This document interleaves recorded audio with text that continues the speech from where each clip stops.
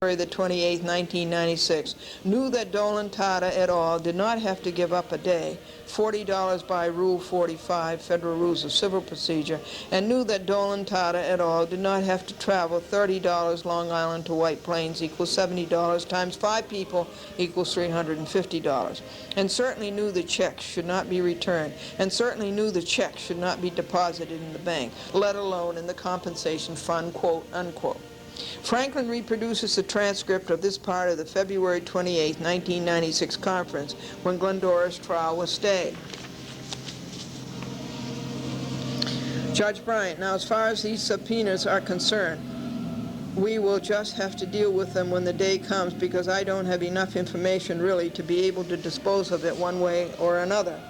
Bunshaft, who is a county attorney, an assistant county attorney for the county of Nassau, said, "Shall I at this time, Your Honor, complete my comments as regards Mr. Pick and Mr. Patterson, just so it's on the record for the court?" Bryant, I don't think it's necessary. Bunshaft, yes, sir, Your Honor. He's so obsequious, you know. He cleans up the floor, you know, with his bowing. Bryant, because hopefully she is going to go back to Justice Silverman and the whole thing will be resolved. Bunshaft, yes, Your Honor. Bryant, maybe she won't. Talking about me, Glendora. Bunshaft, will we be notified when this case? Bryant, I am vacating these particular subpoenas without prejudice. If the case is re-noticed for trial in this court, she can issue a subpoena if so advised. Mr. Bunshaft, thank you, Your Honor. Glendora, to Judge Bryant, this is both for Nassau and for Cablevision. These other subpoenas were for Thomas Galata and for James Picken. Bryant, no, there is no problem with Cablevision. That motion never was even presented to me. Glendora, that's right, it wasn't. Bryant, it's floating around here somewhere, but I don't remember signing any order. Glendora, that's right, you didn't. Bryant, let me find out about that. And then Callagy, the lawyer for Sadley, Stevens, Burke, and Burke, and for Cablevision, said, I have one that was signed. Glendora, well, I don't. Bryant, hand it to the clerk, because it was never returned to us with proof of service. It's supposed to come back, you know, with proof of service. You have to tell a Park Avenue lawyer that. Glendora, Your Honor, when will I have a copy of your decision today, meaning signing, staying the trial? I never got a copy of the signed copy. I never got a copy. Bryant, that's denied as moot because there is not going to be any trial on March 4th. Glendora, when will we get a copy of your decision today? Bryant, what? Glendora, I want a copy of your decision today in order, and his decision was to stay the trial. How can I file it without an order? Bryant, file a notice of appeal. Glendora, not without an order. You are not going to give me a copy? You are not going to give me? Bryant, it's a clerk's order. It's a one-page thing the clerk will give you. You can get a copy from the clerk's office. Glendora, when could we have a copy of your decision today? Bryant, you will have to order it from the court reporter. Glendora, you are not going to send me anything in writing? Bryant, no. Glendora, you are going to make me pay $400 for the minutes? Bryant, no, I'm going to make you go back to Justice Silverman.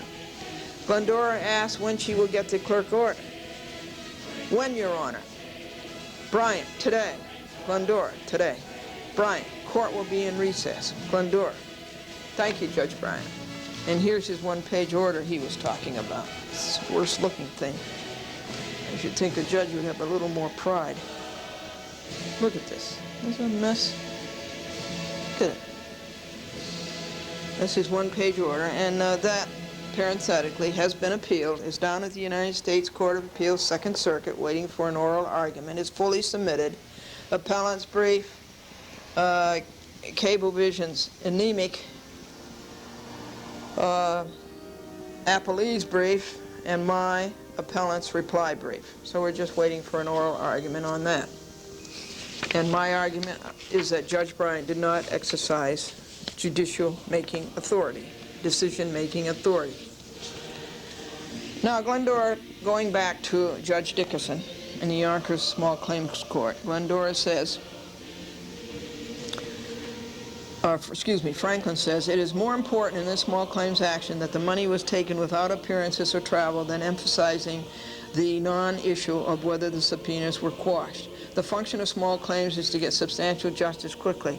That a monopolistic corporation takes $350 from a 77-year-old man on pension and Social Security without fulfilling the purpose for which the money was paid is not, quote, substantial justice, unquote. Senior citizen, this monopoly, it is not right. This monopoly has made senior citizen Glendora poor also in form of pauperous, with court fees, rip-off stenographer's fees, postage, printing, legal papers for 2 years and 8 months. The monopolistic corporation, Cablevision, instead of the senior citizen, gets the interest on the $350 for an unknown period of waiting. Now this is unjust. Again, Mr. Light was wrong to cite case law. The matter is being adjudicated on substantive law. All this court has to know from the Judge Bryant Court, the United States District Court, Southern District, New York, White Plains, is that the trial was stayed. Defendants did not have to spend $40 for the day, nor travel $30 to Westchester. The trial was stayed. Wherefore, Franklin F. Buell pleads that this court award him the $350 stolen from him, payable by cash or money order within 30 days, along with the cost of this action, $100, and any further and different relief that is just and fair. Dated White Plains, New York, August the 23rd, 1996, Franklin F. Buell. Subscribed and sworn to before me this 23rd day of August, Drew Murphy. Now that paper was handed in personally. It was served on David Light. The affidavit of service is here somewhere. It was served on David Light by United States Mail, first class, from White Plains to Manhattan, and it was handed in personally to the small claims clerk for Judge Dickinson that day, Mr. Steve. On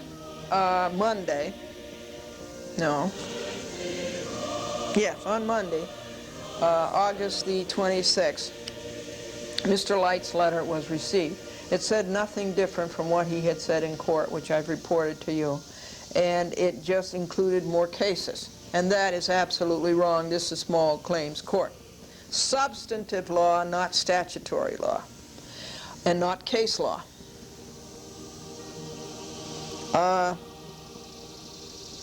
On Tuesday, along the northern state, and 295 and the Grand Concourse and 695 and the Fogg's Neck Bridge and the Hutchinson River Parkway and the Cross County, Westchester Cross County, and the Bronx River Parkway, I wrote the refutation to Mr. Light's letter and presented the case and refuted every word of Mr. Light and all of the case law. That was served on Mr. Light yesterday, Wednesday, August the 28th, and it was taken to the court, personally submitted to a New York State court officer who said he would give it to Steve, who was sitting right there, and would give it to Judge Dickinson, who was sitting next to Steve, because Judge Dickinson was in small claims court again yesterday, Thursday, and he will be again today, Friday. Tomorrow, Friday, excuse me. Today's Thursday. And so that's what you call now.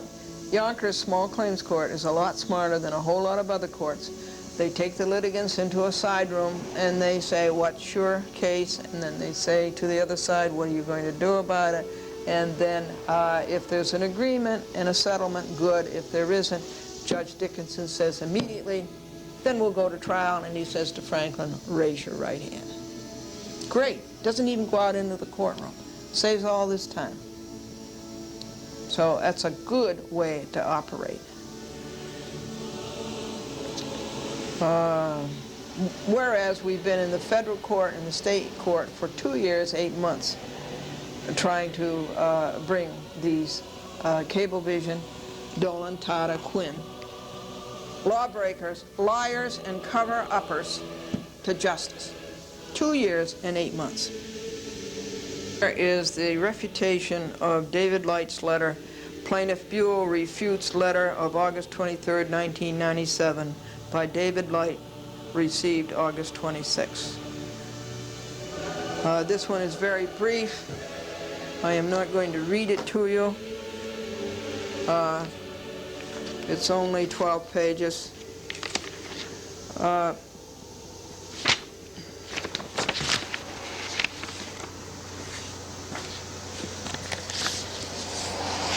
But I am going to show you this. This is quite interesting. Now that law I was telling you about, Title 47 of the United States Code, Section 531E, here it is.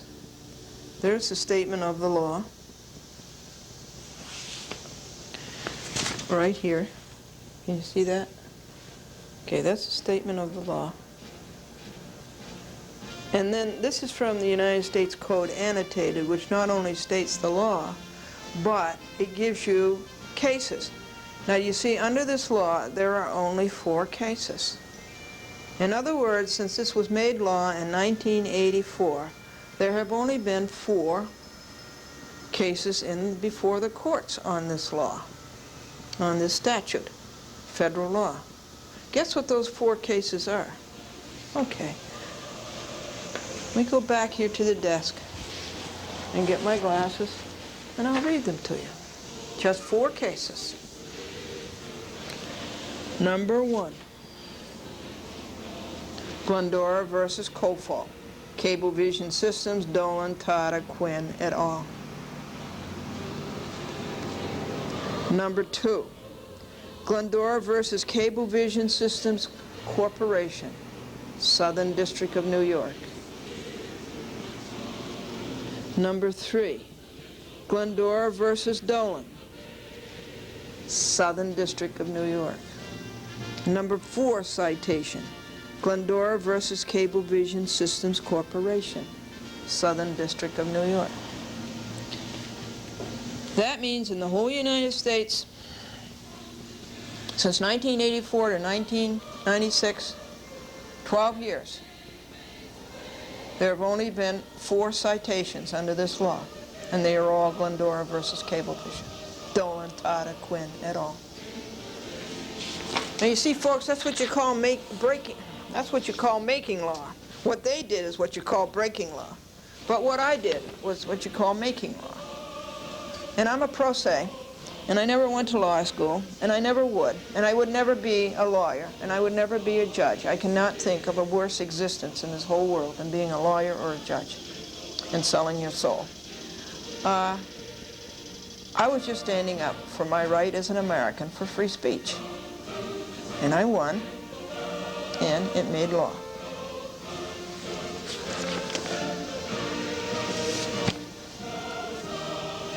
What else is there to report to you on the law breaking of Charles Dolan, John Tata, William Quinn, et al., and of their lying about the same, and of their covering up about the same? Well, there is the Tuesday at 6:30 a.m., Franklin and Glendora started preparing, dressing, packing, and loading the Lincoln to go down the Mamaroneck Avenue, the Hutchison River, I-95, 695, the Fogg's Neck Bridge, 295, the Grand Central Parkway, Northern State, Willis Avenue to Mineola. And there we went to the Nassau County Supreme Court, State of New York. We had no time to go to the Board of Elections. And then we went to Hicksville, and we edited a chat with Glendora with Thomas Galena. And Glendora, with Patrick Galena, and Pat was very good. He showed Glendora how to use the Chiron to do the character generator, the graphics that you see on the screen. And Glendora knows how to hook up her 8mm camcorder, which feeds the beautiful new Sony recorder decks that Cablevision Hicksville has, how to tie that into that system, and how to tie in the music. Tie in the video, tie in the audio, and tie in the music. The audio would be the voice. Tie in the video, the voice, and the music. And then, this is a great advance, Mr. Galena took the video and audio out of the 3/4-inch recorder and fed it into Glendora's second 8mm camcorder, and then Glendora thereby got an archive. Isn't that nice? And now, when I go back Tuesday, the day after Labor Day, we hope to come out of the Sony 3/4-inch recorder and feed it into a VHS, and simultaneous we'll get a 3/4-inch master, we'll get a VHS dub, and we'll get an 8mm archive dub. From Hicksville, we went to Woodbury, to One Media Crossway, and we handed in the log. Every week there's a Cablevision log, and I must read you their damages, the hours and the money they have cost us with their law-breaking, lying, and cover-up. So we hand in a log like this every week to Mr. Polinsky. So we did that at 320 Media Crossways. Then we went to the town of Oyster Bay, and you saw the interview with Mr. Louis Iovoli, who is a supervisor of the town of Oyster Bay and who is going to run for county executive against Thomas Galata. From there we went to Huntington, to the Huntington Library, which I love, and we looked up in the computer Cablevision and the lawsuits that have been brought against Cablevision. And we found there the Newsday story of October 1994, Gadfly swats cable giant. That was written by Sylvia Adcock. We looked at the computer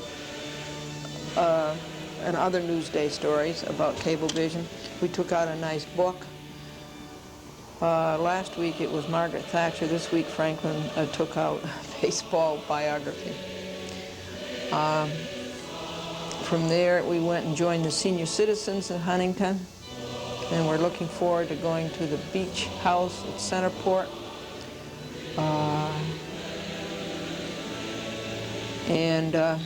They have wonderful newspapers, and they have a meal every noon, Monday through Friday, to 1:15 p.m. And they gave us a menu, and this is the newspaper. I'd like to have you go up there and get a copy of the Senior News newspaper for Suffolk County. Last week I read you a lot out of the Senior Citizen book for Nassau County. They have all kinds of activities. The card players tried to hook us in to play cards, and they were really aggressive about it, these senior citizens. They have us sit down and play the cards. This is my second Cablevision investigations book. That's volume 2. Here is volume 1. This is my old commercial integration book when I had commercials on the NBC television network. And in here are the statistics that we have got from the Board of Elections, Nassau County.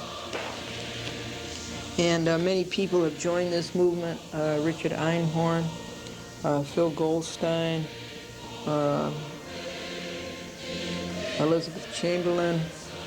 And the movement, of course, is that cable operators are breaking the law and are not giving you citizens your public access rights. For one thing, on the Woodbury system, which is all of Nassau County, Huntington, Islip, and Babylon, we are not getting our designated public access channel. People want to have their programs on public access, and there isn't enough room because we are sharing a channel with Telecare. I love that Telecare thing. I like the whole concept of it, and I've been trying to get Father Tom Hartman to call me and either give me over the telephone and on audio tape a history of Telecare channel or to send it to me in writing. But I have got no response as of yet after 6 requests.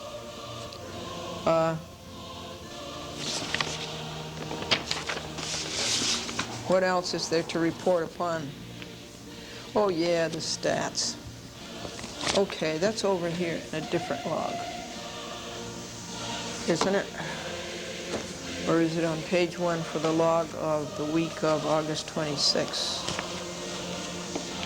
I wish you could see the kitten. The kitten is sound asleep because of the 600 watt light. Doesn't bother her a bit. She's right back to sleep.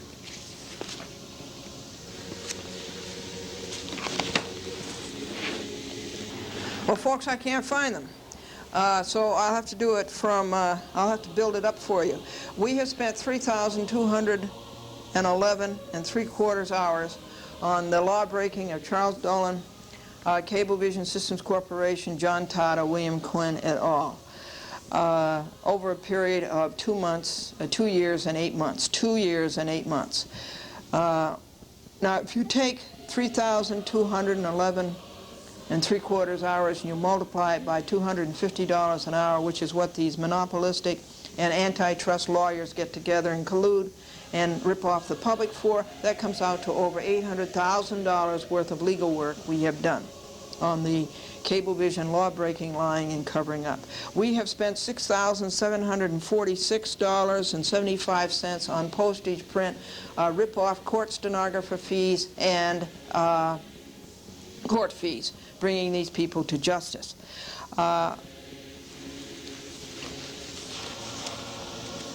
There are, I believe, 44 volumes of bad record of these people.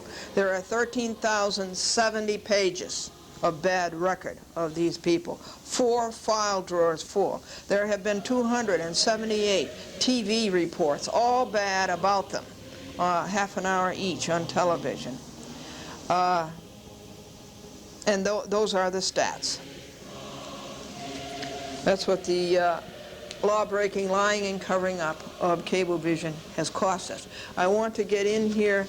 This is the second part of the article by my amici curiae, Brian Grafman and Robert Perry in the New York Law Journal. This article was in the New York Law Journal, the second part and final part, on Friday. And here's a picture of Mr. Perry. He's a professor of law at New York University, and Mr. Grafman, who is in private practice. And they are specialists on free speech and public access.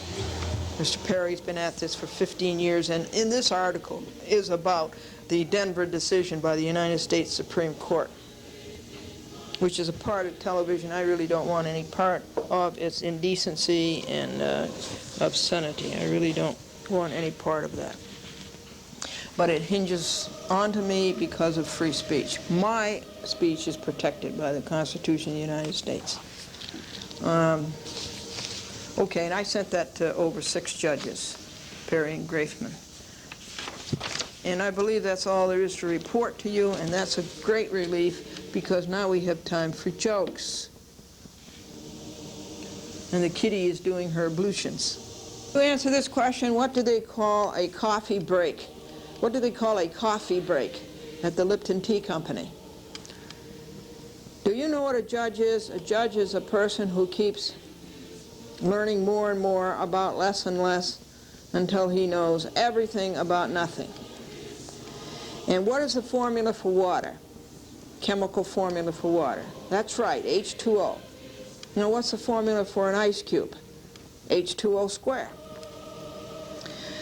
John wants to know, why is living in California like eating granola? Well, after you finish with the fruit and the nuts, you got plenty of flakes left.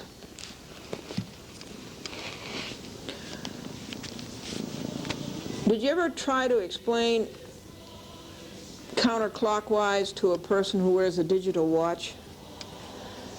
And the English language is further very, very interesting. Do you notice that we park in a driveway and we drive on a parkway? And if the world is getting smaller every day, why is the price of airline tickets continually increasing?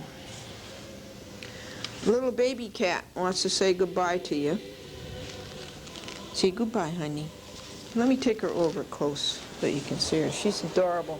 Remember last week she went to sleep in my hat? Cat in a hat. Yeah. Yeah. Yes. She wants to sit on my purr. Can you hear her purr? Oh, she purrs all the time. She just wants to be cuddled in the arms. We're going to say our Bible passage, which I think is Mark 11, verse 12. So then, we all must stand, give account, and that's it. So then we all must give account of ourselves before God. This is a chat with Glendora. Protect your rights.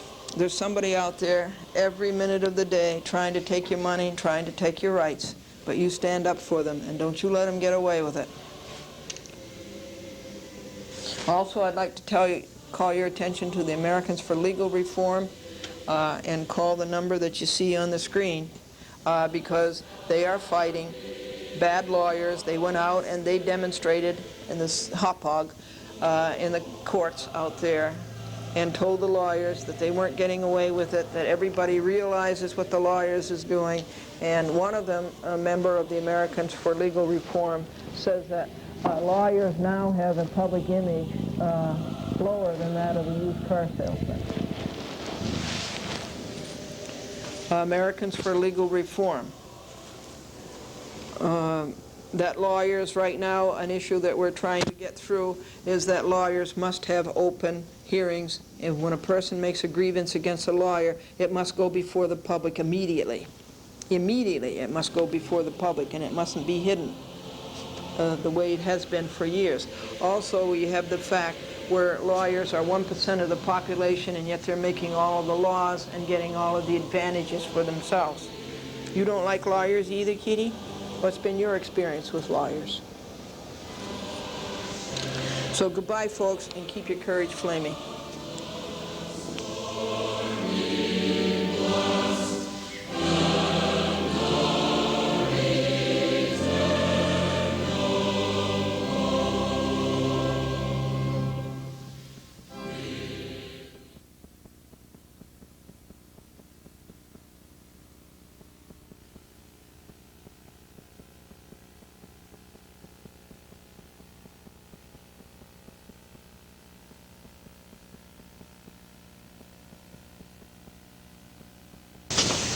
And while Glendora was in Long Island all day, August the 30th, 1996, Tuesday, she received this message on her telephone answering machine, audio tape 821-1, that Judge Jones had issued the following order. Quote, after a thorough review of defendant's papers dated August 8th and August 15th, 1996, as well as the plaintiff's papers received by the court August 15th and 16th, 1996, the defendants are granted an extension until September 23rd, 1996 to move or answer the complaint.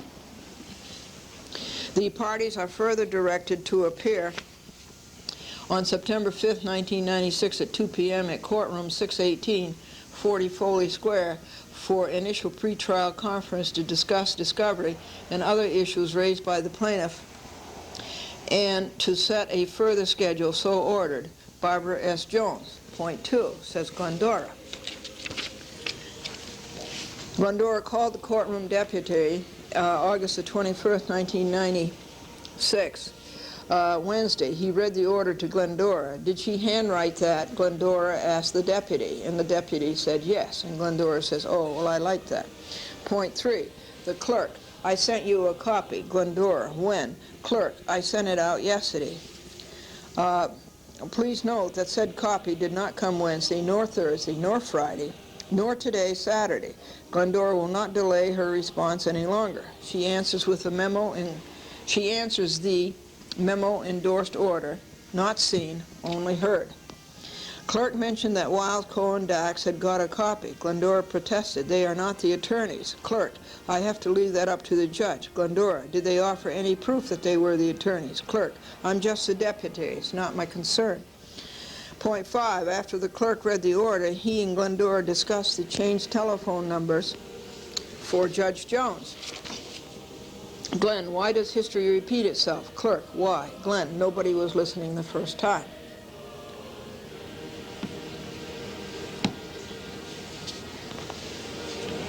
Now, Glendora takes exceptions to the following parts of Judge Jones' memo-endorsed order of August the 20th, 1996. Without benefit of seeing the order, Glendora surmises that Judge Jones accepted Ben Wiles as the attorney on 96 Civ 4270 without any proof that he has been engaged by Glendora's defendants. If Judge Jones had received proof, Glendora would know about it. No proof has been seen by Glendora. Further, Mr. Wiles' railroading of Salisbury at the end of his poison pen letters of August 8, 14, and 15 has never been signed by Miss M.S. Salisbury. Glendora takes exception to the court's accepting that this intruder Wiles represents her defendants. Glendora reiterates her demand that Ben Wiles show proof by affidavit of each defendant that he has been, if he has been, engaged to represent each. These defendants are in default. Glendora takes exception to the court's ruling that they are not, when Glendora has shown pellucidly that they are, every one of them. To give defendants an extension to answer when they are already in default is wrong, and exception is taken. And to give them an extension of 5 weeks is grossly unfair and violates Glendora's Rule 1, Federal Rules of Civil Procedure rights to a just, speedy, and inexpensive proceeding. I'll read you that rule. These rules govern the procedure in the United States District Courts in all suits of a civil nature, whether cognizable as cases at law or in equity or in admiralty, with the exceptions stated in Rule 81, they shall be construed and administered to secure the just, speedy, and inexpensive determination of every action. Remember, that is your right. It's violated all day long in the district courts, but it's still your right. And Glendora takes exception to Judge Jones' ruling. Defendant's violation of Local Rule 2 is entirely ignored by Judge Jones. Exception is taken. This court allowed itself to be poisoned, influenced, swayed, and prejudiced by the lying letters of intruder Ben Wiles, party crasher, before Glendora had a chance to be heard by this court. Exception is taken. We're up to page 5.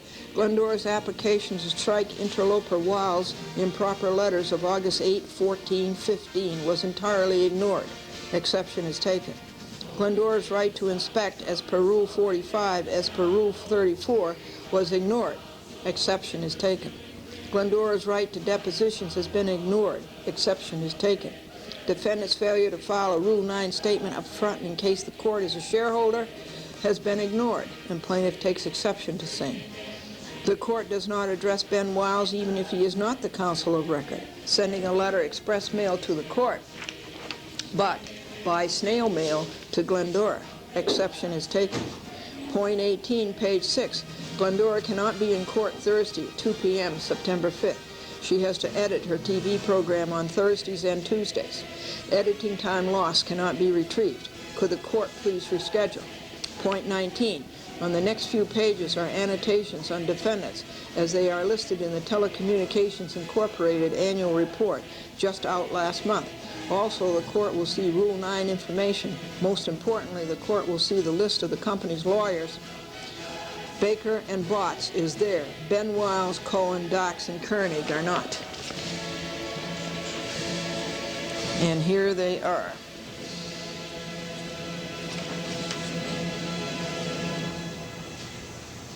These are the lawbreakers, the liars, and the cover-uppers.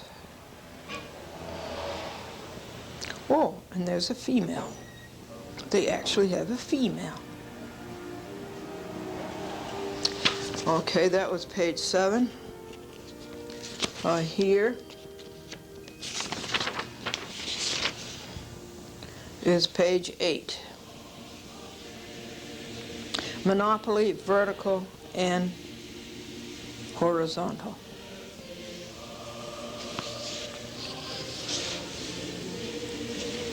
Transfer agents, counsel. Now you notice there's no Ben Wiles listed there.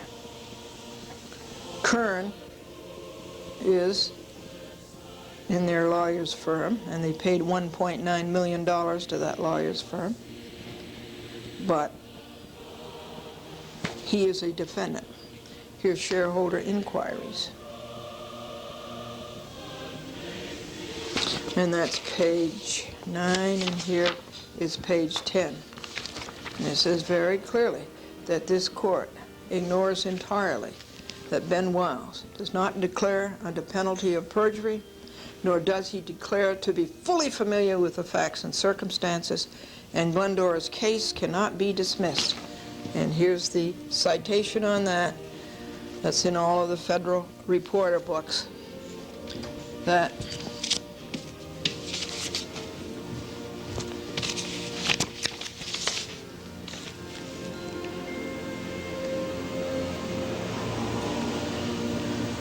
Judge Bryant was wrong to dismiss Glendora's pro se complaint.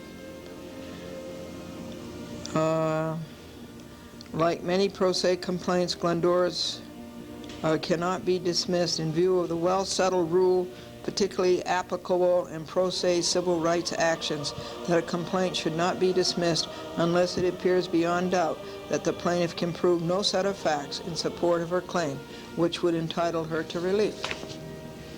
Point 21, page 11. Nowhere in the papers the court has allowed are the merits of Glendora's case dealt with. The court made its decision on extraneous. Glendora asked the court if she can audio tape the conference in courtroom 618 when it is rescheduled, if it is. Dated White Plains, New York, August 24th, 1996. That was a Saturday. This took 5 hours and $4. And under penalty of perjury, it was served upon Baker and Botts. Now, can you tell me how an order is mailed on the, let's see now, the 19th or the 20th of August doesn't get here until the 28th of August in its certified mail? No. Something screwy.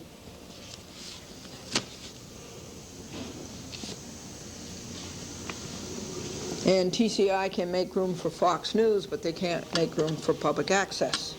TCI can make room for whatever it wants that it's going to think it's going to make money on, but it cannot make room for public access. And you want to know why Channel 6 Turner Broadcasting wasn't bumped for WRNN? Well, because Ted Turner is a director of TCI. Of course. What is going on? Glendora versus TCI, Glendora versus Malone, Magnus, and TCI is in the United States Court of Appeals protesting the atrocious decision of one Judge Winter, who never should be on the bench. And Glendora has asked to re-argue her case en banc. That means before 25 judges. In the United States District Court, before Judge Rakoff, is my motion to admit amici curiae, my motion that Judge Rakoff recuse himself, but I've withdrawn that, a motion for something else.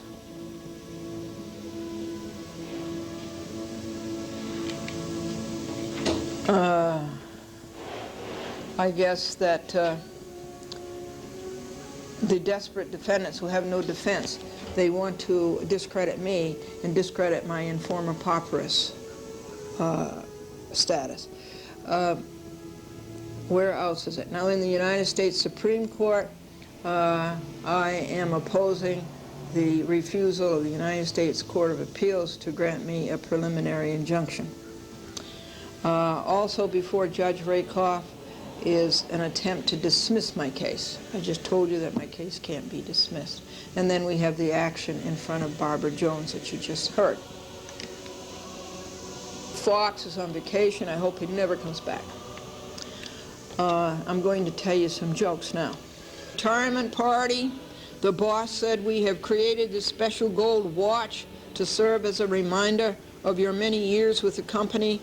It needs a lot of winding up. It always is a little late, and every day at 4:45 it stops working." And Pete says that retirement won't change you that much. You'll find out that all those things that you never had time to do became all those things that you don't have the money to do.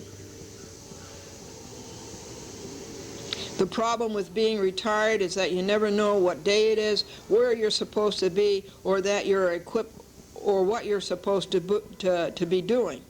And Sid says, yes, that's like being in the United States courts.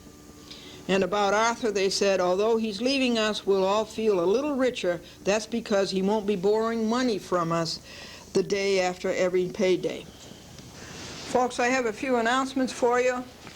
I would like to have you hear from the Center for Judicial Accountability, a national, nonpartisan, nonprofit citizens action organization raising consciousness about how judges break the law and get away with it. Way to go, CJA, way to go.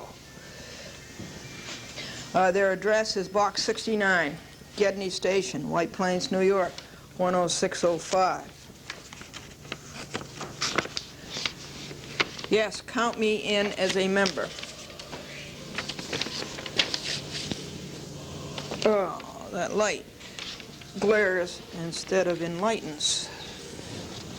Yes, count me in as a member. Join the Center for Judicial Accountability.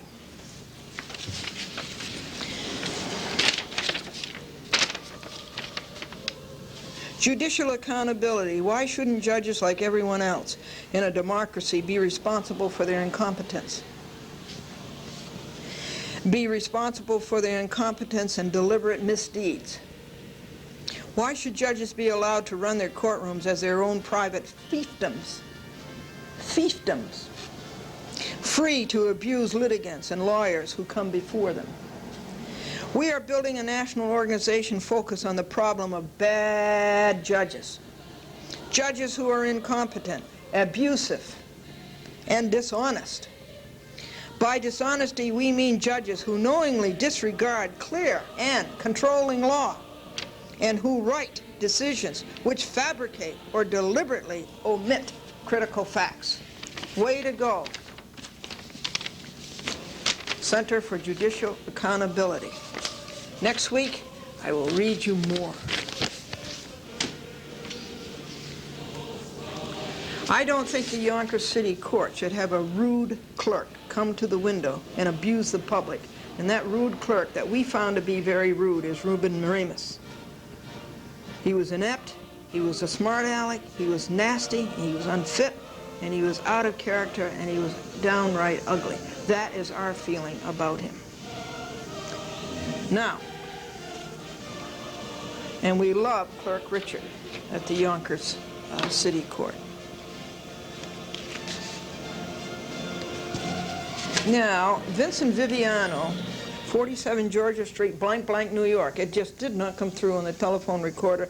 Your zip code is 11580. There's no way in the world we can send you a happy book. And Mike Demarasi, 17 Hernan Avenue, Locust Valley, New York, 11560. You said you are such a, and I think it was complimentary. I'd like to know what you said. And he says, I love you, so I love you too.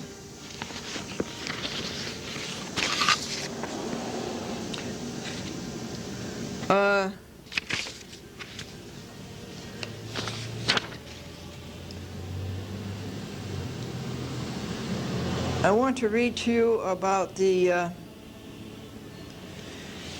want you to oppose this terrible development they're proposing in our woods next door. The request to put a store or a supermarket on the second floor. The ground floor is zoned for small retail shops, but stores above ground level are not allowed, even if they all add up to the same square footage. The developer wants a food market on the second floor, making the residential part of the building start on the third floor. The size and impact of the development. This development would include parking for the 879 cars in a residential neighborhood, approximately the site of the Chester Maple parking garage. Even if senior citizens do not have as many cars as younger ones, many seniors still drive regularly. The traffic impact on the neighborhood would be horrendous, since everyone knows that people do not always take the route that the developer says they will. They take shortcuts. These 879 cars will be on our neighborhood streets. We are concerned also about the impact on Mamaroneck Avenue traffic, which can only suffer and slow down as a result of such outsized development, and the traffic on Mamaroneck Avenue is already too slow. No one is against housing for the elderly. Many Highlands residents are getting into that age bracket, but a development based on senior living residencies in Chicago, Pittsburgh, and other very large cities, which the developer admits to using as models, is overwhelming in a small city like White Plains, which prides itself on its neighborhoods. Now, what can you do? Write to the mayor and members of the Common Council at 255 Main Street, White Plains, 10601. Their names are Mayor Cy J. Schulman, Robert E. Greer, William Brown Jr., Joe Falcone, Mary Ann Keenan, Rita Z. Melmud, Pauline Z. Olivia.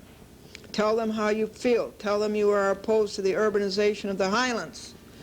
Tell them not to grant the zoning amendments, variances, and special permits Highlands Senior Development, LP, the developer, wants. Right now, even if it's just a postcard. And boy, we got to do that.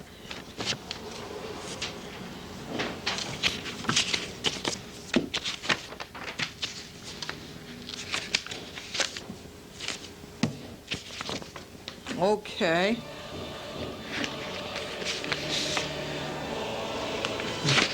And I called Charles Dolan, and I asked Charles Dolan to pay me that $350 that Dolan, Tata, and Quinn stole, and he refused to. He coughed right out. He says, talk to Robert Lemley, and we know that that's just a dodge, because it's no good to talk to Robert Lemley. He doesn't make the decisions, and he would say no anyhow. And I have that conversation on audio tape 822-2. I said, what are you doing, Charles? He says, I said, how come you're not out on your boat? He says, I'm cleaning the attic. And I said, well, there's a lot of things in that attic that go back to Cleveland days, I bet. And so I asked him right outright to send me that money, and he refused to do it.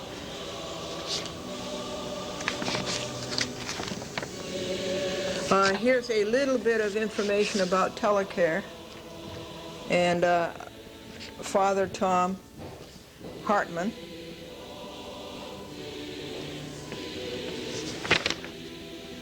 And they had a great big party, and here's many pictures of them.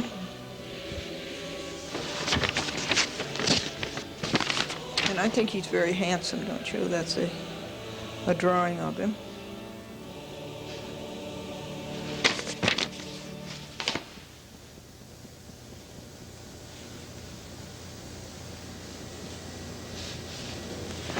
And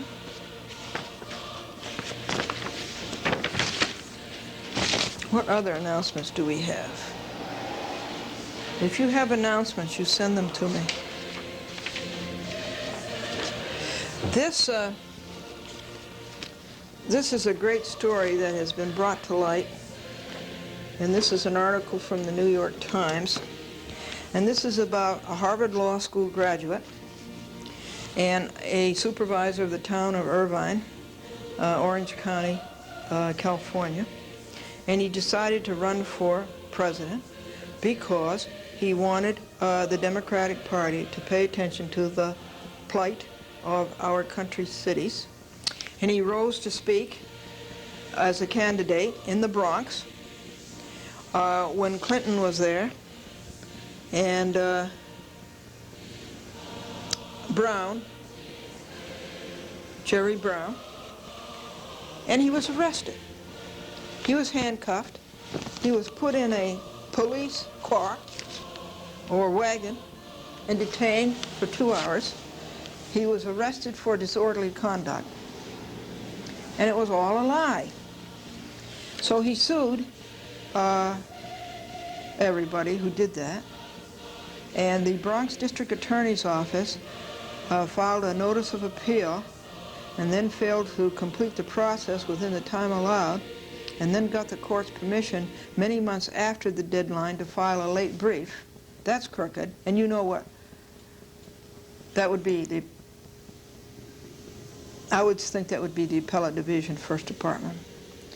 The appellate court then upheld the dismissal of all charges except for a single count of disorderly conduct in the 3rd degree against Mr. Agran.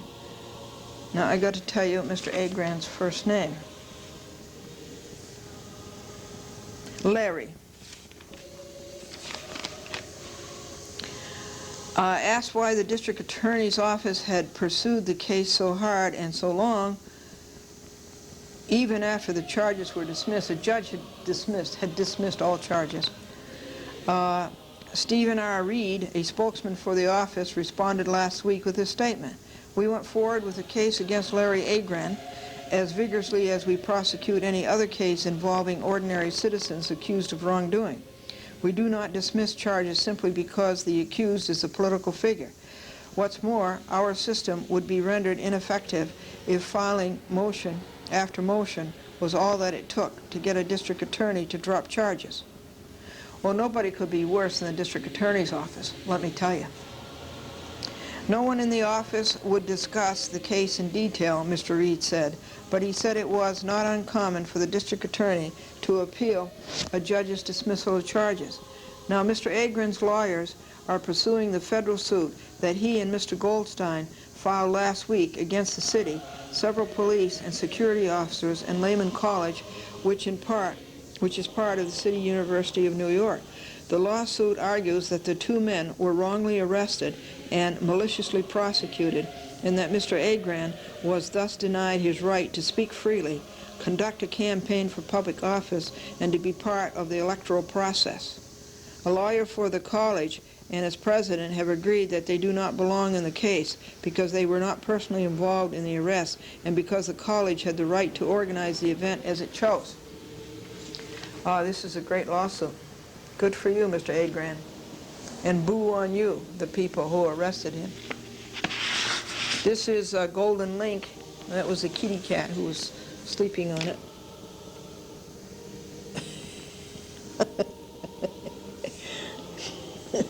Purrs all the time, this little kitten. Golden Link, this is nice that Local puts this out for the senior citizens and tells the senior citizens about computers.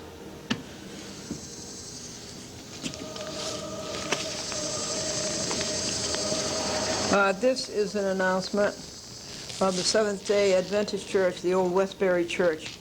They have cooking classes on Sunday night from 6 to 9 for the Sunday after Labor Day and one Sunday after that. And that's on the Jericho Turnpike in Old Westbury. So you might want to go to that. Tina DeFranco told me about it.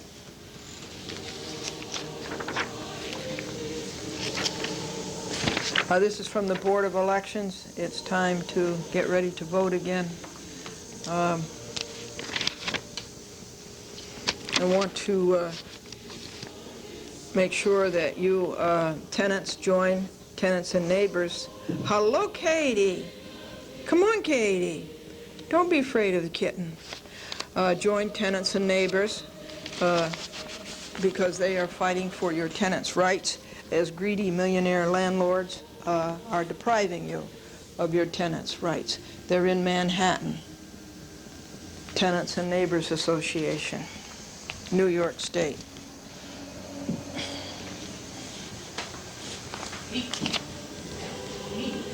Legal reform is something you want to support.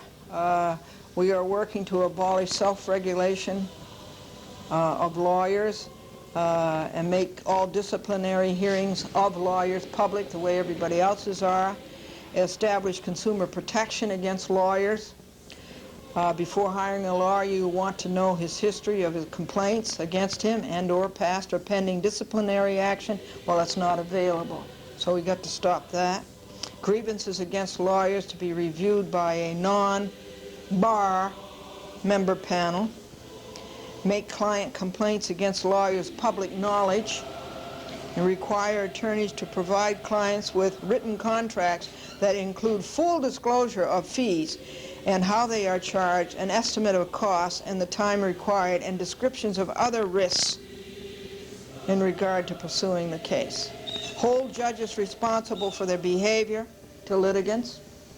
It's about time. And make them personally accountable and subject to damages when they abuse the guidelines of the law. Americans for Legal Reform. Remember the Federal Judicial Center, which works hard and does brilliant work on how to improve the courts, and don't let Congress delete the Federal Judicial Center, because the judges are bad enough now. So we need the Federal Judicial Center. To date, one night I got done at 6:10 p.m. and I could go on retreat. Another night I got done at 6:53 p.m. And that hasn't happened for a very, very long time. Months, years.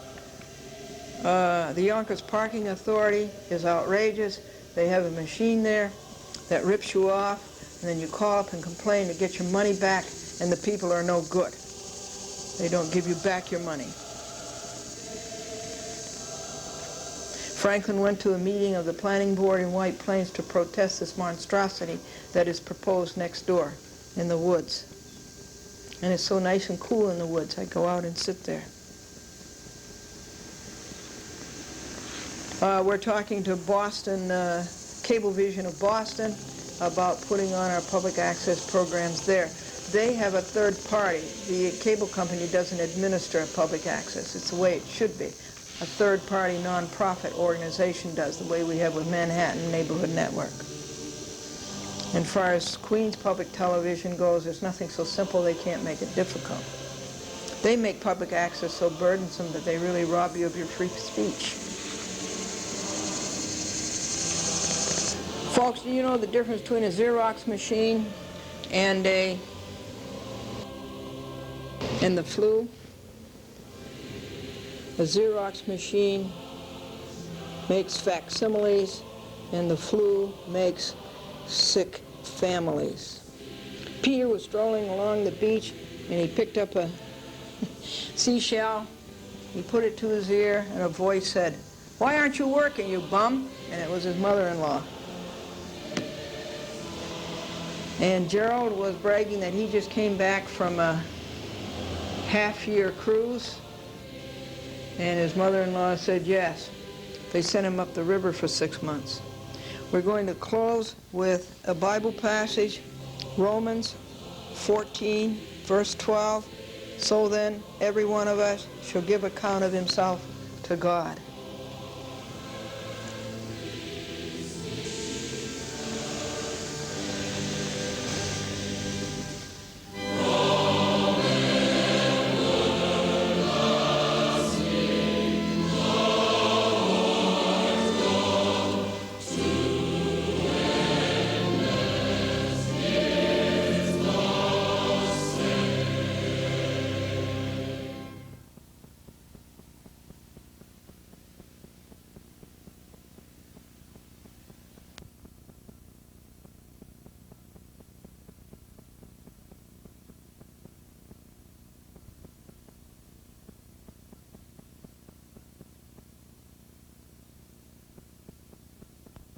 On TV for 15 years. Further, every cable company in Westchester and probably everywhere else launched must carry WRN and WMBC and never took away the system-wide channel for public access. TKR did not, Yorktown did not, Continental did not, Yonkers did not, Harrison did not, Cross River did not, only Malone, Magnus, TCI et al. Did. USMJ Fox is pro se about television, writes he. A channel will be kept available at all times for the distribution of public access program materials in every community served in Westchester by TCI. Enclosed is a list of all the local community municipality public access contacts. Available, Glendora asked, to whom, Judge Fox? Not to us. The municipalities say, no way, Jose. They will not cablecast the Channel 8 public access programs, and they will not let Malone et al. Rob them of their local municipal channel, 14, 15, or 16, so TCI can cablecast on 14, 15, or 16 system-wide. And if this is so, Magistrate Fox, why hasn't it happened? Why haven't 160 of us been seen nor heard in 18 municipalities since May 1st, 1996, 3 months? This is the type of vision United States Magistrate Judge Fox has. When Glendora sued Gannett newspapers for antitrust, he could not see a newspaper monopoly staring him in the face. For Glendora versus Malone, he cannot see a TV monopoly staring him in the face. Not one person on that list said yes. And even if 18 had said yes, how could we afford $20 per 3/4 inch videotape, 1 hour per dub, 1.5 hours per distribution point to get to the coverage for free speech we had on our system-wide Channel 8? The answer is we could not. Malone et al., in their anger over the government's must-carry, made public access so burdensome, even if the 18 municipalities had consented, they violated free speech. Not the municipalities, but Malone, Magnus, and TCI, because they made it so burdensome. A chat with Glendora is not broadcast. It is cablecast.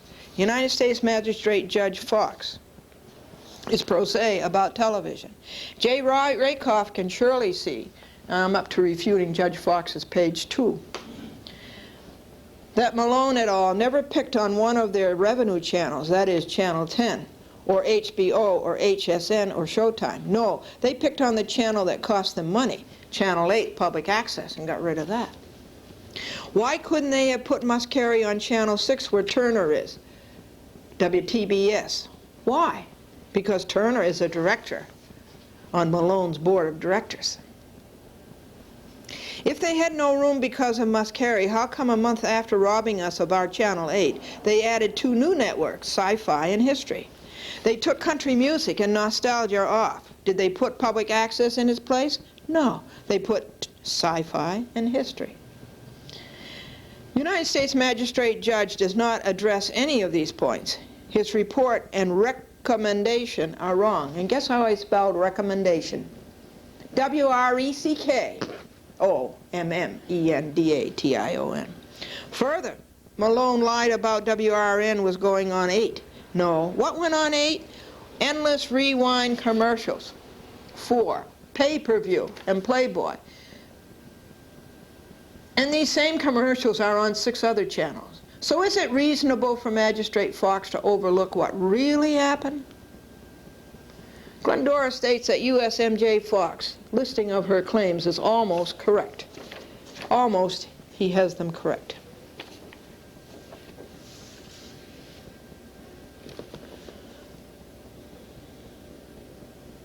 Now I think this is a stupid statement. The instant litigation has not come to your honor in a virgin state. And certainly there's a better way to say that. It's atrocious English composition. There are 1,000 better ways to express this. The caption here, now he went ahead and he changed the caption, Judge Fox did. After July 16th, which you heard on the audio tape, he ordered that it wouldn't be changed. He gives me an order and then he goes back on his word again, just the way he did with the home addresses. You can't trust Judge Fox. You can't believe him. And he went and he truncated my cat. Not only did they rob me of my defendants, but he took them off the caption. It's my lawsuit. I know whom I want to sue. I know who broke the law. And I know who's covering it up. And I know who's lying about it. Other than the defendants, the judges. Where do you go when judges break the law? So not only did he rob me of my defendants, Judge Connor did that, but he takes the names out of the caption after he has already ruled that the caption will remain unchanged. You can't trust Judge Fox. Where do you go when a judge breaks the law? So this is how it goes, and as I said, I've written this many pages, and I've refuted 5 pages of his. Then I will go ahead.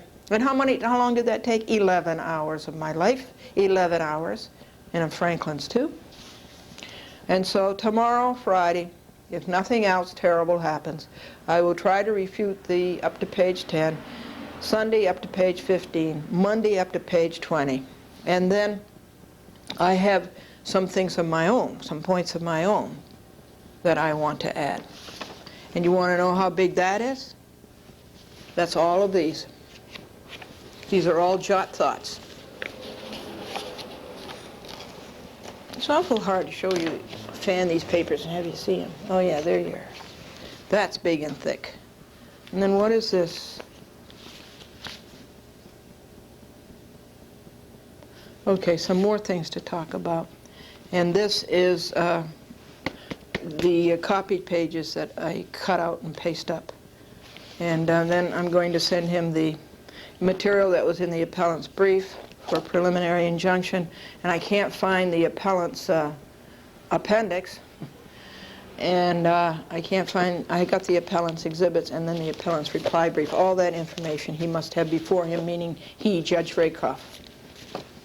Wouldn't it be nice if we could have a good judge? Wouldn't it be nice if we could have an honorable, honest, and upright person as a judge? Wouldn't that be nice? In front of a person's house it said drum set for sale, and on a sign in front of the next door house it said hooray. And the symphony orchestra in high school, they've really improved. Now you can tell when they've stopped warming up. And you're reaching middle age, folks, when it takes you longer to rest up than it did to get tired. For legal reform, I had a convention in Orlando, Florida, and they were right next door to the American Bar Association, so good and evil were side by side. Help reform our legal system, support Americans for legal reform. What do you do when lawyers steal? What do you do when judges steal for the lawyers?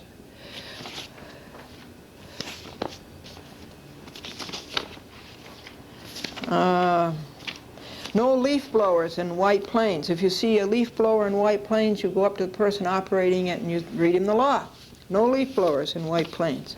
Stop this huge development that's going to take away our woods.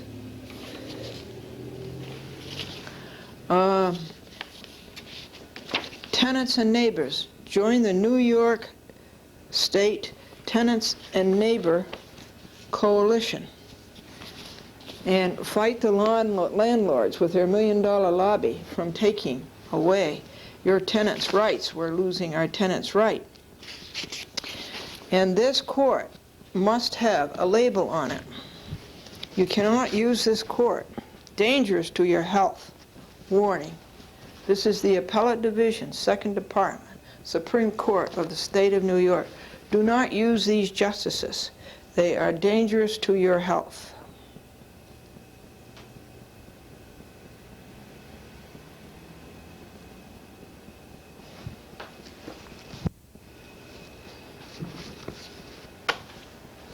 Going to try to find you a vegetarian recipe. Let's see.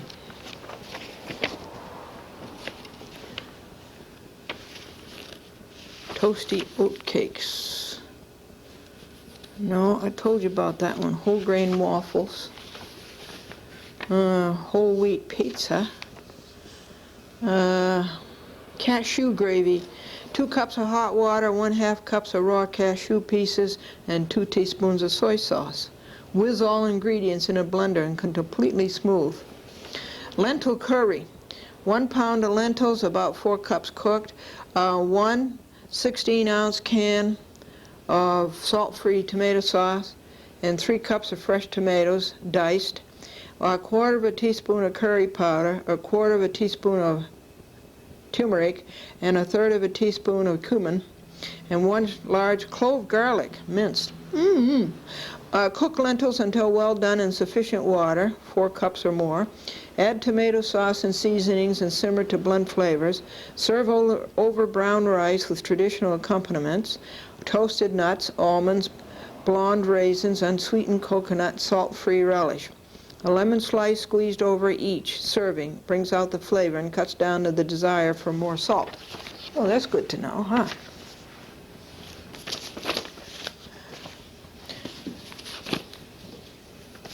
You know that A Chat with Glendora has gone way beyond the 2,000 programs. It's way up now to, this is what, 2177?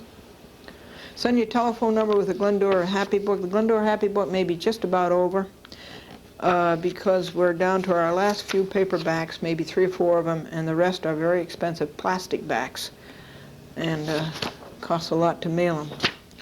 And don't forget the Federal Judicial Center, which is supposed to help judges do their work justly and correctly, but the judges are no good.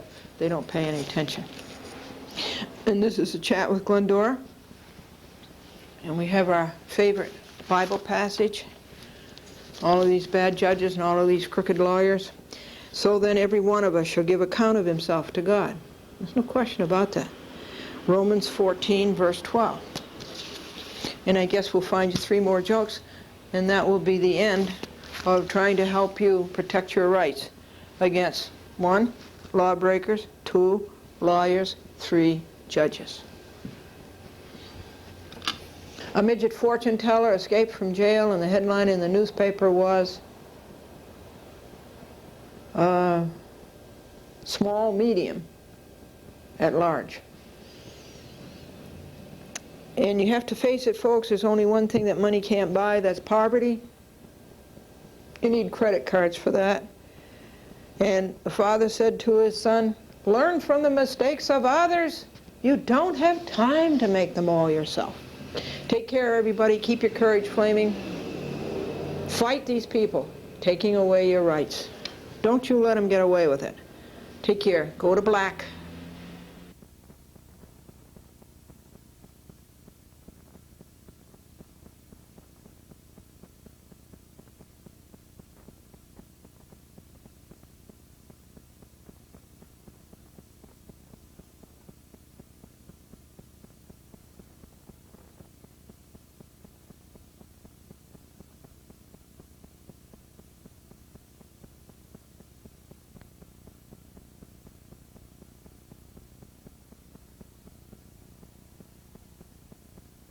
All this. It's unbelievable. Now,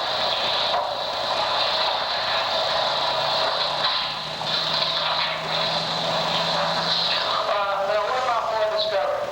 I mentioned to you the interrogatory and the documents. What about the inspection that seems to be taken care of? What about more admissions? And I also took care of that in that motion or that request to make a motion that I just mentioned to you. I will consider the previous submission that you made. I will consider whether or not any additional interrogatories should be responded to. I'm not going to direct any further discovery until after I've considered the summary judgment motion.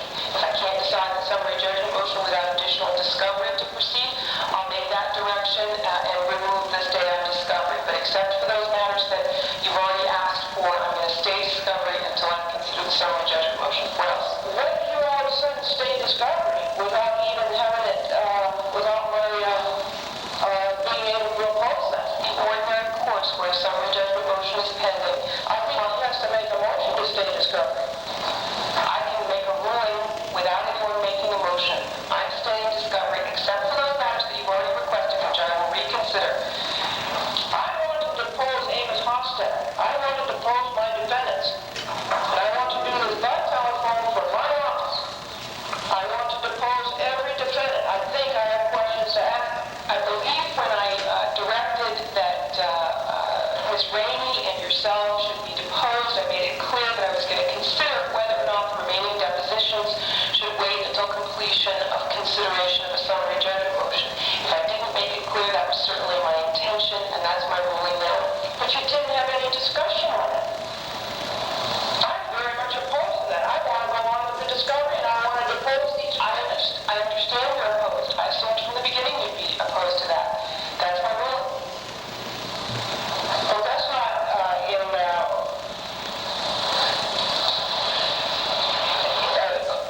well, let me go back and start it over again.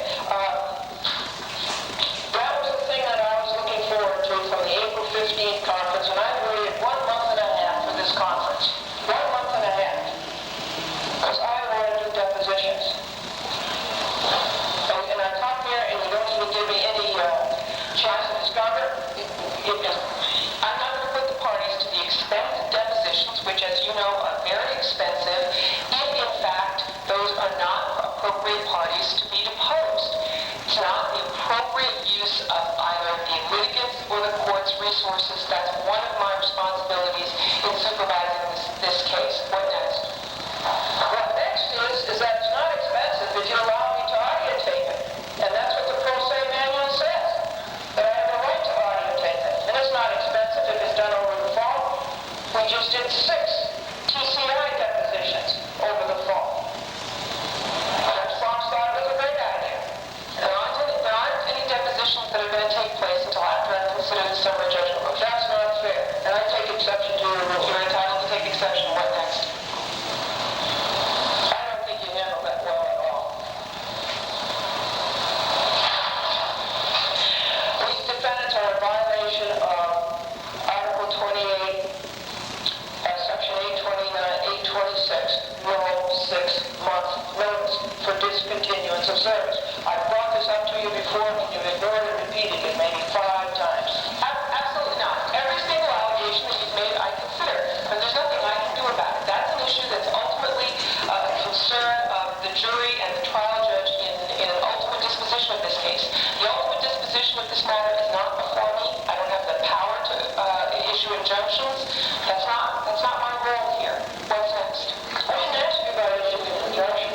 I don't have any power to enforce an violation of the law. I thought this was a court of law. Mr. Galvin, would you hand this to Judge Smith? This is the paper where I disputed his undisputed facts. Mr. Walsh received a copy of this. Yes, long ago. You can remind him of it. I'm sure it looks like Walsh has been reminded of it. But that's when you're at another matter that waited. After a month and a half, no, after a month and a half, you're going to hurry me out of here? I still have the question before you. Why couldn't they have waited until they built their fiber optic system and had room for all of these public access producers? Why did they have to buy first come, first serve? Why did they have to buy a prohibit and limit? What anyone did and why they did it is not something that I'm privy to. What else? What about Ritter? You didn't rule on Ritter. You asked me to present that to you. I presented it to you in an 82-page paper, and you didn't get back to me on it. As to Ritter, what? As to Ritter being sanctioned and not being used as a witness.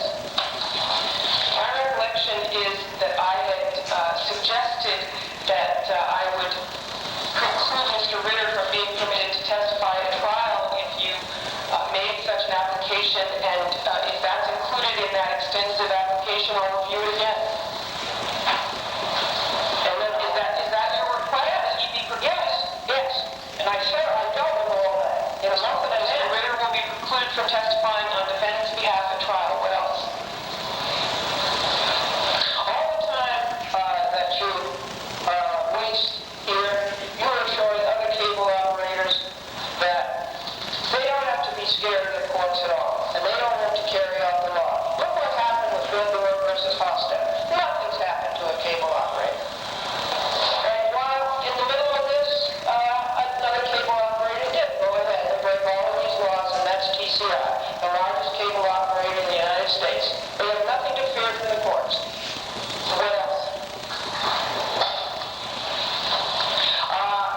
What about my discovery demand that you have 30 days from January the 8th? You should disclose the identity of any person who may be used at trial to present evidence under Rule 703, 704, and 705 of Federal Rules of Evidence. And you shall provide a written report prepared and signed by any witness who is retained or employed to give expert testimony in this case. What happened to that? Was it discovery demand? I don't have any idea. If you made a discovery demand of January 8th, if you made a discovery demand of defendants, that's not a matter which the court considers until it's brought to the court's attention. So I'll bring it to the court's attention and they're in default. Now, as you previously indicated several months ago, the defense did have any intention of producing any expert in this trial. As you said many times, there's no dispute as to the facts. I'm satisfied that they have produced what they've been directed to produce in connection with discovery in this matter. What about witnesses? Any depositions that are appropriate that have not yet taken place will take place after consideration of the summary judgment motion. What else?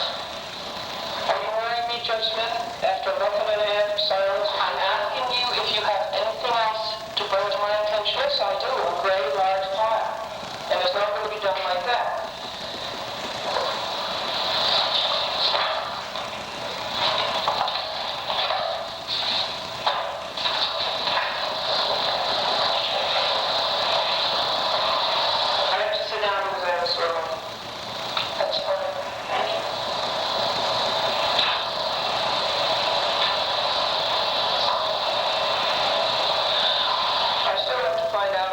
decision.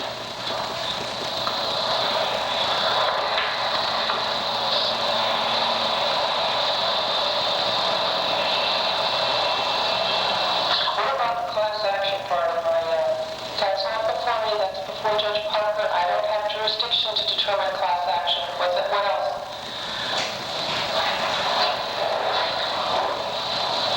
The defendants are not responsive to the needs of the local community. Glendora's program is exclusively about Continental's law breaking, yet everyone has to be cable cast on a different cable system. With regard to your repeating your allegations, it's immaterial to me. Those are not issues which are before me. I read the allegations. You simply are repeating your allegations over and over again. What else? Well, I think that's what the case is about. Well, and I'm familiar with what the case is about, and you don't have to repeat it every time you hear it. That was my lines. That's why I came to court.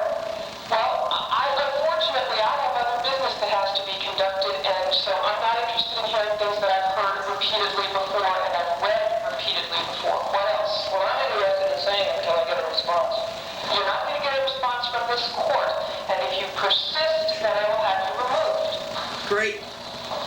Terrific. On what grounds? On the grounds that you're in violation of my direct order. And the direct order is what? The direct order is to move on to some issue which is relevant to a ruling that I have to make.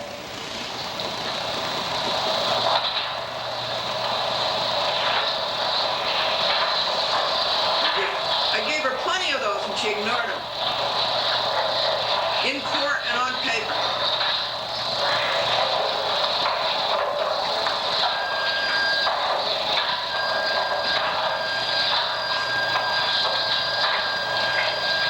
What I discovered is, after I considered the summary judgment motion, to know how long that will be after he submits his reply, and he submits one, no, I don't.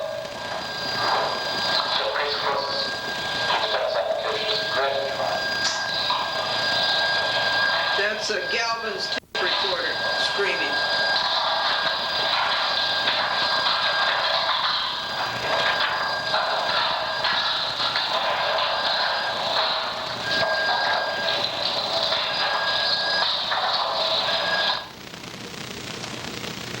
Tapes to your folks. To be removed. If I can't come to court after a month and a half.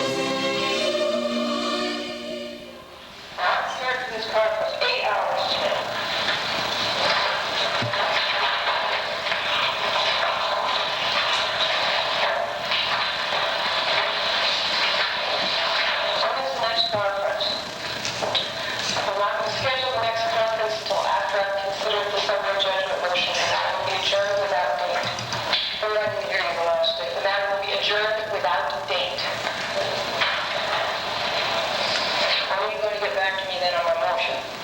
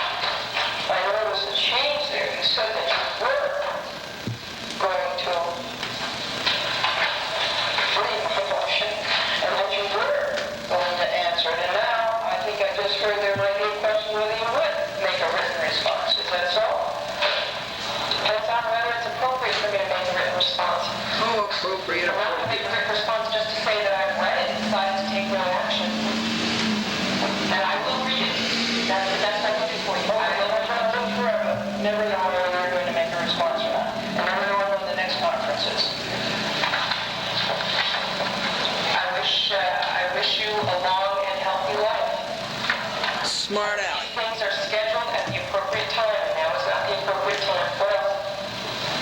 It's appropriate to take a program off the TV? Take exception to it. You're presumed to take exception to anything you disagree with in this court. Well, you a long and healthy life. These things are scheduled at the appropriate time, and now is not the appropriate time. What else? I don't think that's an appropriate remark. I take exception to it.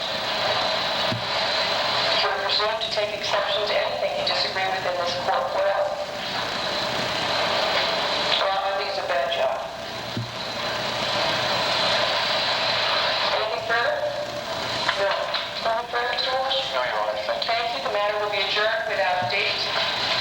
Parties will be notified of the next appearance, which will be after submission of motions. Thank you.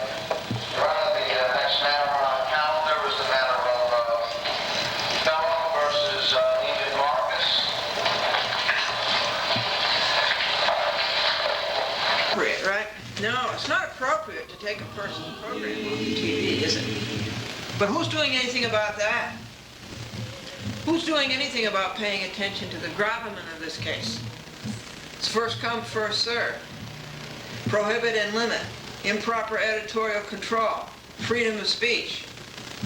I'm glad that you had a chance to hear this. You just wouldn't believe it if I told it to you. I report to you week in and week out about the courts. And this is a chance for you to hear it with your own ears how bad it is. That next case was a case by Jonathan Lovett.